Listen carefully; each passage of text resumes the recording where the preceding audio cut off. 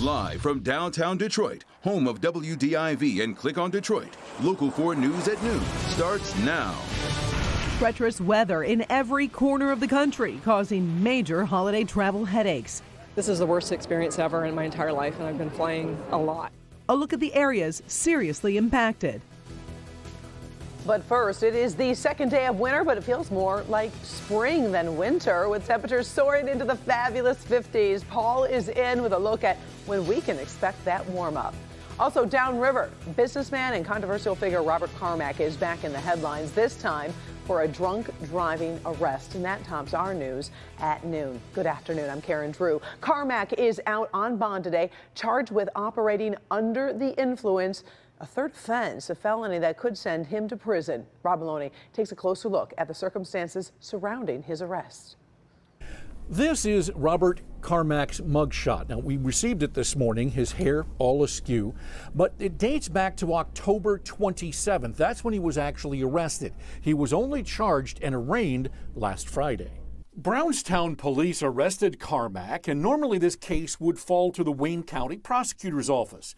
But Carmack's controversial recent past, having a private investigator follow Mayor Mike Duggan, calling the mayor a criminal, wanting him locked up, getting arrested for allegedly selling a city property that he didn't own for $1 million, left prosecutor Kim Worthy with little room. She handed the case off to the Michigan Attorney General's office back in November. And here's what they say about the case. Carmack had been in a local bar there, and an officer reportedly saw that he was obviously intoxicated leaving. The officer reportedly stopped Carmack, told him to go back in and get a ride home. The officer reported about 10 minutes later, Carmack allegedly came back out, put the keys in the ignition of his 2019 red Corvette, and that's when the officer arrested Carmack. He's charged with OUIL third offense, which means that he's had priors. And looking at Carmack's driving record, he has 4 prior drunk driving arrests, all of them back in the 80s and early 90s. His record also shows that he's had his driver's license suspended and renewed a number of times in recent years. We reached out to Carmack. He did not return our call. His attorney had no comment. So Robert Carmack is going to be in court again soon. In fact, he's got a probable cause hearing on January 3rd of 2020. On January 7th of 2020, he's going to be back in court for a preliminary exam where we'll hear more information. In the meantime, he faces the possibility, if found guilty, of 5 years in prison or a $5,000 fine. In the newsroom, Rod Maloney, Local 4. All right, appreciate that, Rod. Meantime, Carmack entered a plea of not guilty. He is out on a $5,000 bond, 10%, and has orders from the court not to consume alcohol while that case is ongoing. Breaking news out of Livingston County at this noon. That's where US 23 between Lee and Silver Lake Road is shut down due to an accident. Sky 4 shows the scene where you can see a pickup truck with significant damage. We're told this was a serious injury crash, and the condition of the driver is unknown. Green Oak Township is investigating. Developing right now. Later today, we are expected to get an update shortly in the case of Adrienne Quintal. Quintal was last seen near Sleeping Bear Dunes back in October. Her family believes they found her body on Saturday, just 300 feet away from the family cabin she had been staying at.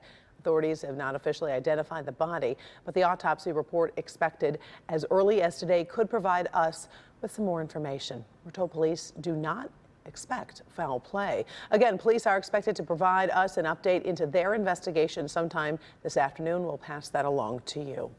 We're also expected to learn more about that bright green liquid that was oozing out of the sewer system on I-696 in Madison Heights. That happened on Friday. The defenders broke the story. The right lane at Cousins remains blocked, and agencies are expected to meet at MDOT offices in Detroit to discuss the situation today. The chemical is coming from the basement of electroplating services on 10 Mile. That's according to the EPA, and then went through a drain that empties onto 696. Samples have been taken, and the results are expected on Tuesday. We are following this very closely. Meantime, Macomb County Public Works Commissioner Candace Miller just issued a statement on that green ooze issue, and it reads in part, while we applaud the actions taken initially to clean up the business site where the hexavalent chromium was illegally stored, we are concerned by initial reports that the groundwater around the business was not tested. Miller then went on to discuss the importance of reviewing county procedures to make sure any possible contamination never enters the Great Lakes. It is a beautiful Monday afternoon over in Mount Clemens. Take a look at our sky cam. We got a little bit of blue, a little bit of clouds, but overall it is a gorgeous couple days before Christmas, right, Paul? Oh, you know it, Karen, and you know it's a beautiful day when you see the ice down on Campus Martius packed with people.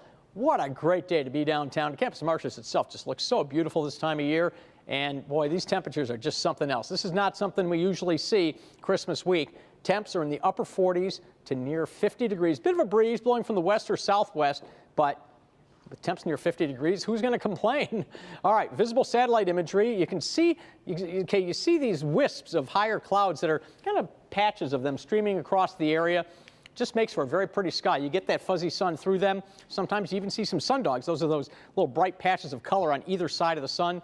Just gonna be a beautiful day. So we're gonna see temps get into the low 50s today. And keep in mind, if you're going to the Pistons game tonight, you're gonna start off with temps dropping into the 40s, but by the end of the game, behind a cold front, it's gonna be in the 30s, Karen. So if you're heading to the game, dress for those 30s, or at least bring a coat. You'll need it after the game. I'll be back with the Christmas forecast in just a bit. Thank you, Paul. Treacherous weather in every corner of the country causing some major holiday travel headaches. The holiday travel rush is on, with more folks expected to hit the roads and airports this year than any time since the year 2000. Kathy Park breaks it all down from New York. Across the country, travel nightmares before Christmas. Overnight, torrential rain and flash flooding slamming South Florida, completely shutting down Fort Lauderdale International Airport. In Virginia, ice and foggy conditions causing the 69-car pileup, according to police, temporarily closing a major interstate and sending 51 people to local hospitals, some with serious injuries. In Washington state, flash flooding triggering this massive landslide, halting Amtrak service across the state. And Sacramento International Airport crippled Sunday night by an internet outage. Canceled flights and extensive delays, leaving passengers stranded and frustrated. This is the worst experience ever in my entire life, and I've been flying a lot. And a weekend fire at LAX destroyed 2 passenger buses and damaged another one. Luckily, no one was on board, but the busy airport was partially closed for a short time, causing major passenger chaos. These incidents already snarling travel during what's expected to be a record-setting holiday getaway week. Holiday travelers boosting last year's numbers as more choose to drive or fly. Travel on trains, buses, and cruise ships also expected to be higher than 2018. From LaGuardia Airport, Kathy Park, NBC News. All right, Kathy, Michigan's Department of Transportation has encouraging news for drivers in that I-75 construction zone of Oakland County. It has been quite a challenge the past few months. MDOT says it plans to have all northbound I-75 traffic between 13 Mile and Coolidge moved onto new pavement by New Year's Day. The process begins at 7 a.m. this Friday, should be completed by the end of the day, New Year's Eve. Now, because the process involves removing temporary concrete barriers, southbound I-75 in that zone will be reduced to just 1 lane between Friday and next Tuesday. So take note. Now to the stalemate over President Trump's Senate impeachment trial. Lawmakers forced to press pause on that battle, with much of Washington now on holiday break. The Speaker, the Senate, and the standoff triggering new fallout. Well, what she's trying to do is to get Mitch McConnell to bend to her will to shape the trial. They had to rush to this impeachment vote, and then all of a sudden she's sitting on it. With Nancy Pelosi holding off on sending those articles of impeachment from the House to the Senate until she has confidence the process will be fair. A fair trial means you get to call your witnesses. Everyone wants to get this thing moving, get it over with, but do it in the fair, full, and complete way. The key questions now: what a Senate trial on impeachment would look like, who, if anyone, could be called as witnesses, and when it could begin. With any start date later in January creeping closer to the first big test of 2020, the Iowa caucuses. Top White House aides publicly unconcerned. I think that we understand that Mitch McConnell and Chuck Schumer will strike a deal on this. You're confident they're going to strike a deal? Yeah. But President Trump's frustrated, blasting Democrats this weekend. They are violating the Constitution totally. It comes as newly released documents give more details on the timing of what's at the heart of this impeachment. The freeze on military aid to Ukraine as the president pushed for investigations that could have helped him politically at home. Roughly 90 minutes after a controversial July 25th call between President Trump and the leader of Ukraine. A White House official told staffers that the Office of Management and Budget and the Pentagon described a brief pause in the aid process. Please hold off on any additional DOD obligations of these funds, according to emails obtained by the Center for Public Integrity, adding, I appreciate your keeping that information closely held to those who need to know. Democrats seizing on the exchange. What were they hiding? What were they afraid of? But an OMB spokesperson says it's reckless to tie the hold of funds to the phone call, noting the freeze had been announced internally days earlier, adding to pull a line out of one email and fail to address the context is misleading and inaccurate. Meantime, there's new evidence North Korea may be getting ready to test more nuclear weapons. Satellite photos show stepped-up activity at a missile factory there as the U.S. braces for the, quote, Christmas gift promised by the country.